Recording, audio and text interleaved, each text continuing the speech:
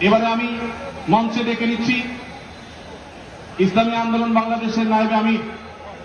মুফতি ফয়জুল করিম হাফিজাহুল্লাহকে বিনীতভাবে মঞ্চে আসার জন্য হুজুরকে অনুরোধ করছি।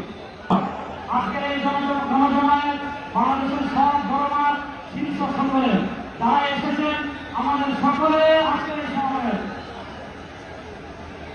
আমরা আপনারা